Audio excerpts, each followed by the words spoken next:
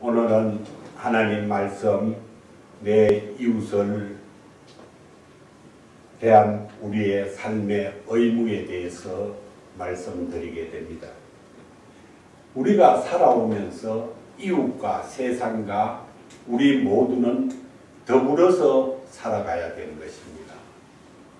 우리는 이웃과 모두가 더불어 살아가기 위해서는 하나님께 늘 주신 말씀을 기억하고 그에 따라서 우리가 삶을 살아가야 되는 겁니다.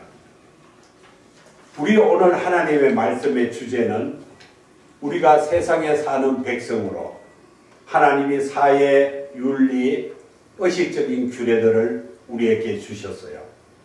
그것을 범하면 신앙적인 범죄라는 것입니다. 우리는 하나님이 주신 규례를 잘 지키는 주의 백성이 되는 그러한 삶을 살아야 되는 것입니다. 오늘 레위기 19장은 우리가 잘 살펴보시면 종교의 의무, 또 이웃에 대한 의무, 순결에 대한 의무로 나누어져 있는 것이 19장의 내역입니다. 우리는 그 말씀 중에 두 번째, 이웃에 대한 의무를 살펴보고자 하는 것입니다. 이것은 이웃에 대한 사랑이나 어떤 이웃에 대한 행함이 아니에요. 의무예요, 의무. 의무와 거기에 대한 것을 그냥 말씀 듣는 거하고 전혀 틀려요. 하나님은 이렇게 하라 하고 너희들에게 명하는 명령을 주셨어요. 그 명령에서 우리는 하나님의 뜻을 따라 하지 않는 것도 하나님의 말씀에 범죄를 짓는 거다 하는 것을 기억하기 바랍니다. 하나님을 믿지 않는 세상 사람들과 우리는 구별된 삶을 살아가야 됩니다. 언제나 제가 말씀하지만은 구별된 삶을 강조하는 의미에서 하나님은 나는 여호와이니라 이렇게 말씀을 하셨어요. 그것이 여러 군데 반복해서 오늘 말씀 중에 나왔어요. 우리는 그러한 하나님의 명령을 따라서 살아야 되는 겁니다. 오늘 말씀 중에 이 사랑의 힘과 배려를 우리가 가만히 생각해 보면은 또 하나님 말씀의 뜻을 우리가 잘 생각해 보면은 굉장한 의미가 있는 겁니다. 또 거기에는 큰 이력이 있습니다. 우리가 이 기네스북의 최장수 부부로 올랐던 영국의 퍼시 에러스미스라는 이 남성과 또 그와 결혼해서 같이 살던 폴로네스라는 여사님의 이야기를 들어보면은 이들은 그 자기가 사는 지역에 마을의 조그마한 교회에서 하나님의 뜻을 따라서 봉사하는 부부예요. 그들이 젊을 때 이 여사가 폴로네스 여사가 자기보다 5살인 연상의 청년하고 그 결혼을 했어요. 그 교회에서. 그런데 이들이 80년의 세월을 아주 무사히 복되게 살았어요. 그러면 주변에 있는 사람들은 이들을 보고 뭐라 그랬느냐, 어떻게 그렇게 해로하고 살 수가 있었느냐 하고 물어요. 그들에게. 그럴 때 그 부부는 하는 말이 뭐냐, 여기에는 배려가 있다는 겁니다. 둘이 화가 나서 싸움을 하고 서로가 잠자리에 들었을 때 아무리 그들은 다투었다 할지라도 아침이면 서로 사랑하고 용서했다는 겁니다. 그것이 새로운 날을 맞이하였고 그들의 그 심령에는 하나님의 말씀을 따라 행했다는 겁니다. 그 말씀이 어디에 나오느냐? 신명기에 가면 나와요. 해가 지도록 분을 품지 말고 마귀에게 틈을 타지 말도록 하라. 이렇게 말씀이 나와요. 그것을 지켰다는 거예요. 그들은 그 말씀을 지키고 살다 보니까 세상에서 사랑과 배려로 장수하는 부부가 되었어요. 이들은 사랑이라는 질병에 대한 그 저항력이 굉장히 큰 거죠.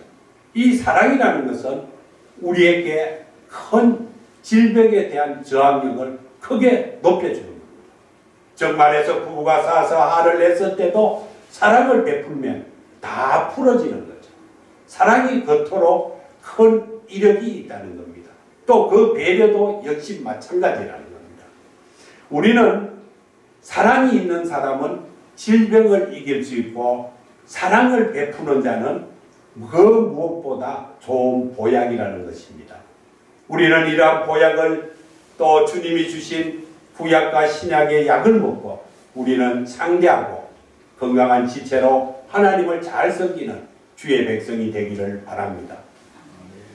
어느 날 토끼 한 마리가 숲속에서 다니고 있는데 거기는 그 숲속에 여우가 같이 있어요. 이 여우가 길을 걸을 때마다 돌뿌리에 치여서 자기 발이 상하게 돼요. 그런데 여우가 어떻게 하면 내 발이 상하지 않을까 생각을 했어요. 그 생각을 하다 이 여우가 뭘 생각했냐.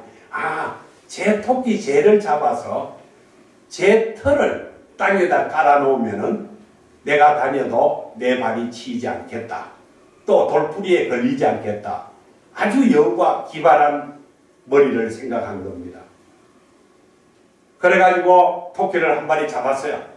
잡아서 토끼한테 자신의 생각을 말을 하는 거예요. 그럼 토끼가 그 말을 듣고 펄쩍 뛰는 거예요. 왜 펄쩍 뛰었을까요? 이때 토끼는 이제 자기 지혜를 발휘하게 되는 겁니다. 또 자기 배려, 자기 사랑을 나타내게 돼요. 여우님, 우리 토끼를 잡아서 언제 이 도로를 다 털로 포장합니까 이거야. 아주 간단한 방법이 있다 이거야. 제 꼬리를 잘라서 가죽신을 해서 신고 다니면은 절대로 뿌리에 걸리지 않을 거다. 이 토끼는 그것을 주장해 주시는 거예요. 그러한 지혜를 발휘해서 여우에게 제안을 했을 때 이 여우는 이 토끼의 지혜를 따랐겠죠.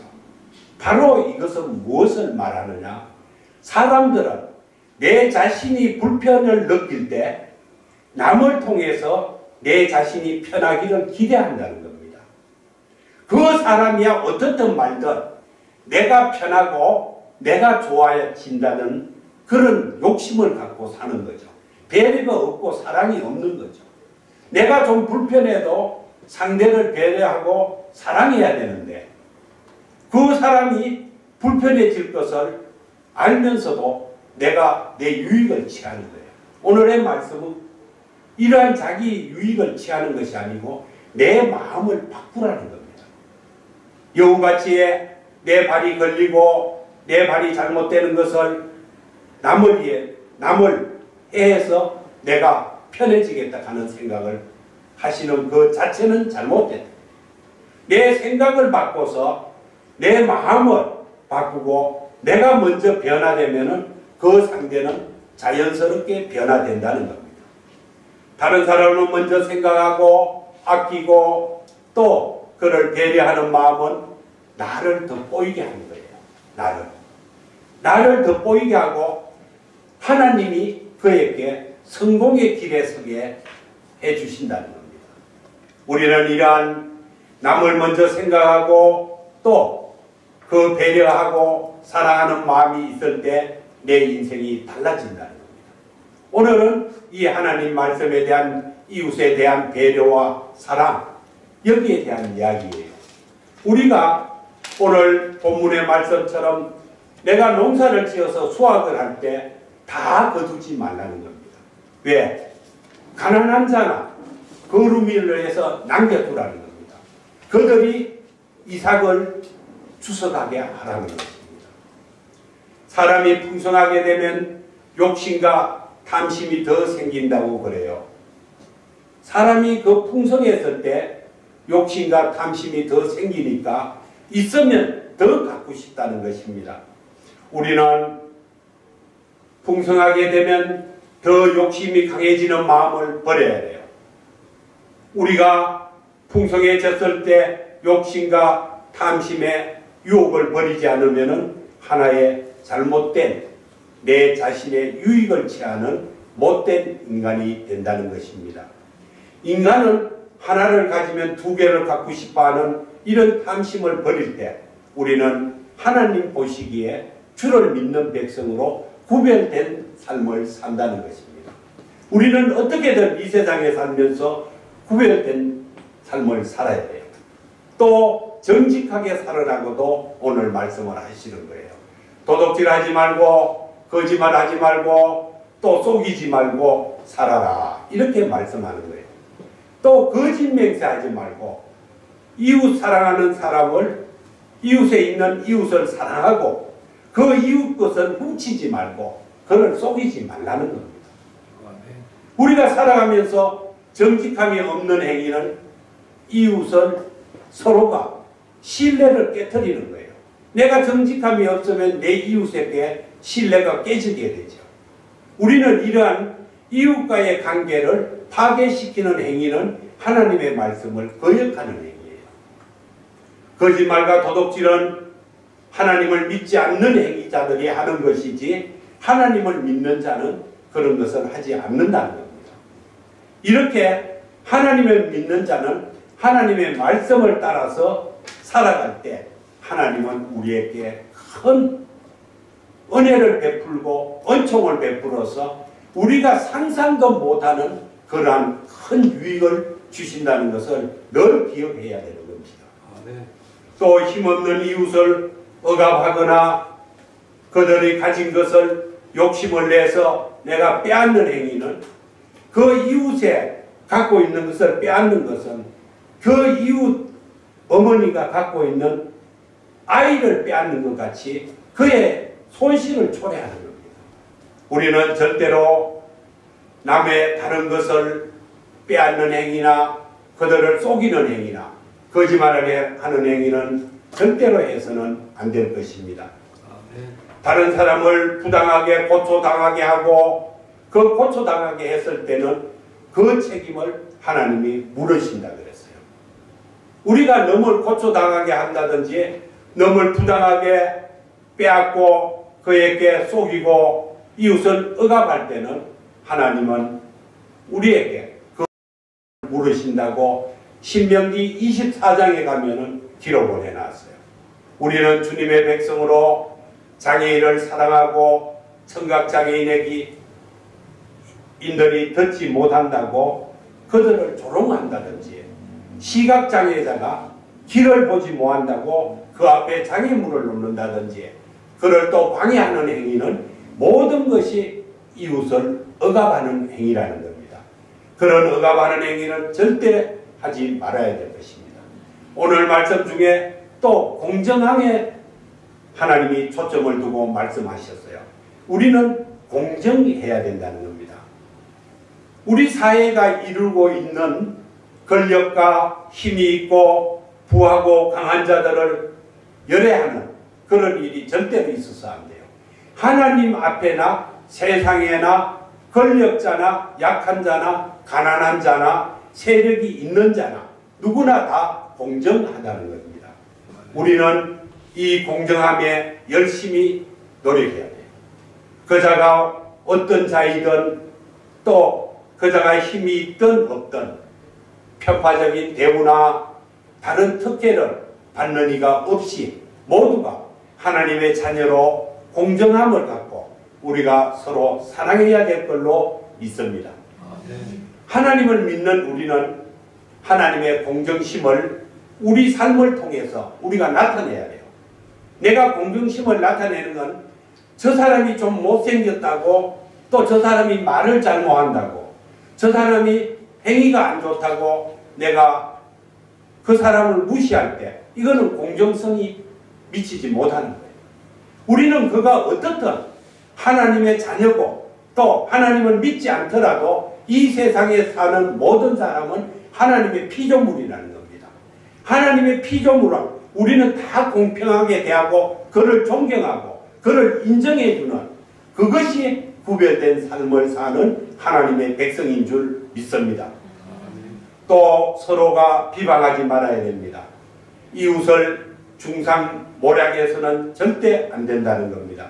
내가 살아가면서 이웃의 험담을 하거나 이웃 사람에게 피해를 준다든지 이런 것은 그 사람의 생명도 이어갈 수 있다는 겁니다. 내가 이웃을 잘못 헌담하고 또 그에게 중상모략을 했을 때 그는 그걸 견디지 못해서 자신의 생명을 놓을 수도 있다는 겁니다. 우리는 이런 것을 기억해서 사람은 인격을 가진 존재예요. 우리 이웃의 모든 이는 그들이 다 인격자예요. 인격자를 우리가 모독하는 행위, 그것은 바로 그 사람을 죽이는 행위이다 이것입니다.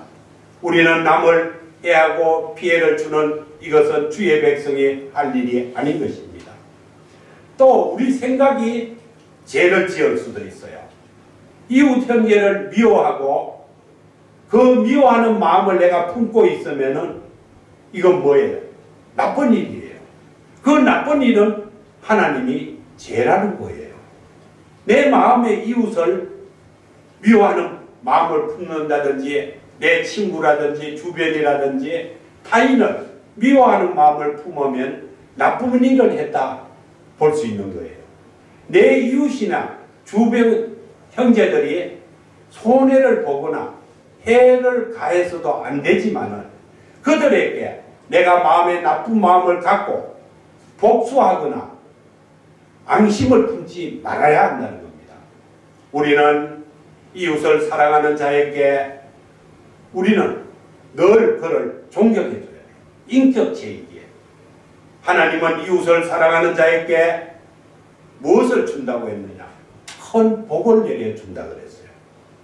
우리가 하나님을 경외하고 하나님의 말씀을 따라 사는 자는 내 아내가 복을 받고 내 자녀가 복을 받고 내 가정이 복을 받고 내 나라가 복을 받는다고 했어요. 그렇게 하나님이 좋은 걸 우리에게 주신 것입니다. 어떤 우리가 손해를 좀 보았다든지 이웃으로 인해서 내가 해를 당했다든지 또 내가 힘든 일이 있었다든지 이래도 우리는 그것을 인내하고 배려와 사랑을 베풀 때 상상할 수 없는 하나님한테 큰 은혜를 받게 되는 것을 주님의 이름으로 믿기 바랍니다. 아멘. 하나님이 제자들한테 뭐라 그랬어요? 베드로한테 7번이 아니라 무한정 용서해 주라 했어요.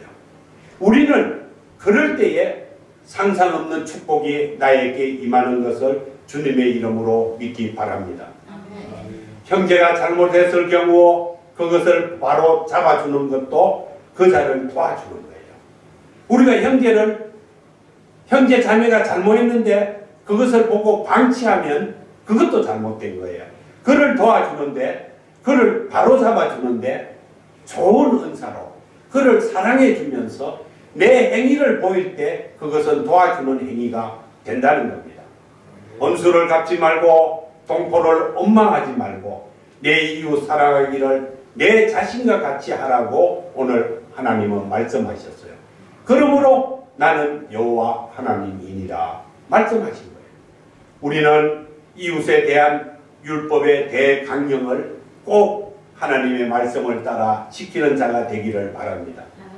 이웃은 곧 그가 내 몸같이 생각한다면 그를 사랑하게 되고 내 몸같이 생각하니까 그에게 이해를 해주고 또 사랑을 해주고 내가 베풀어주고 또 용서해주고 인내하고 화해를 청하는 것입니다. 내 몸같이 생각하지 않으니까 그에게 우리는 조금 해를 본다든지 조금 불필요한 은사가 오가면 그를 무시하고 욕하게 되는 거예요. 우리는 넓은 마음을 가지고 하나님이 주신 큰 사랑과 은혜로 어느 누구도 해를 당하고 가해더라도 그를 용서하는 주님의 백성이 되어야 될 것입니다. 아멘. 오늘의 말씀을 우리가 결론을 지어서 이모저모를 생각해 본다면 이웃에 대한 배려와 사랑을 통해서 하나님의 거룩함을 증거하는 것입니다. 증거. 내 이웃을 사랑하는 것이 내 몸같이 할 때는 세상에 하나님이 원하는 큰 법령을 따르고 율법을 따르고 하나님의 말씀을 따라 내가 살아가는 족속이 되는 거예요. 우리는 세상에 보면 이러죠. 이웃이 잘되고 뭐하면 저 사람은 세상에 살면서 인복을 타고났다, 이런 말을 들을 때가 있어요. 많이 들었죠? 그러나 인복은 타고나는 것이 아니에요. 오늘 하나님 말씀을 가만히 살펴보면은 가만히 있는데 내게 좋은 사람이 몰려오는 것이 아니라는 것입니다. 그런 인복에 대해서는 어떻게 하느냐? 예수님께서 가르쳐준 말씀이 있어요. 네가 세상 사람들이 말하는 인복을 잘 타고났다, 그 자체는 하나님은 아니라는 거예요. 무엇이냐? 네가 대접을 받고자 하면은 네가 먼저 남을 대접하라는 거예요. 예수님이 그걸 우리한테 가르쳐 줬어요. 그러면 네가 인복을 잘 타고난 사람같이 주변에 좋은 사람이 많이 몰려온다는 것입니다.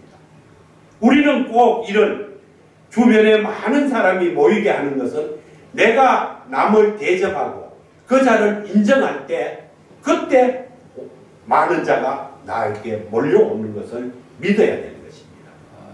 우리는 이웃을 사랑하는 것을 근본으로 하고 아무 조건 없이 그를 대접해야 돼요. 또 그를 사랑해야 되고 배려해줘야 되고. 무슨 조건이 필요해요? 그긴 조건이 필요 없는 거예요. 내가 사랑을 베풀고 그에게 동정심을 베풀고 또 그를 공정하게 대하고 그를 헌담하지 않고 미워하지 않고 선으로 대할 때 이웃을 사랑하는 최고의 모습이 되는 거예요. 우리는 살아가면서 하나님이 주신 말씀에 따라서 이러한 이웃 사랑하기를 내 자신 스스로가 내 몸같이 사랑하는 믿음을 가지고 하나님의 족속에 구별된 삶을 사는 것이 최고인 주의 백성의 모습인 줄 알고 있습니다. 우리는 하나님의 도움을 받아서 거룩한 백성으로 주님의 뜻을 사모하면서 살아갈 때 우리가 생각지 못한 복을 받아요. 성경에는 많은 복을 우리에게 쫙 나열해 놨어요. 그것을 우리는 받지 못하고 사는 것이 우리는 늘 애통하게 생각해야 돼요. 그것을 받으려면 그 말씀을 따라갈 때 그것은 자연적으로 내 것이 되는 거예요. 우리는 오늘 이 예배를 통하여 더욱더 새로운 마음으로, 거듭난 마음으로 우리는 이웃 사랑하기를 내 몸같이 하고 어느 누구나 차별하지 말고 공정하게 넘을 해하지 말고 사랑과 배려와 용서로 주의 거룩한 주님의 파수꾼이 되기를 하나님의 이름으로 축원드립니다. 아멘.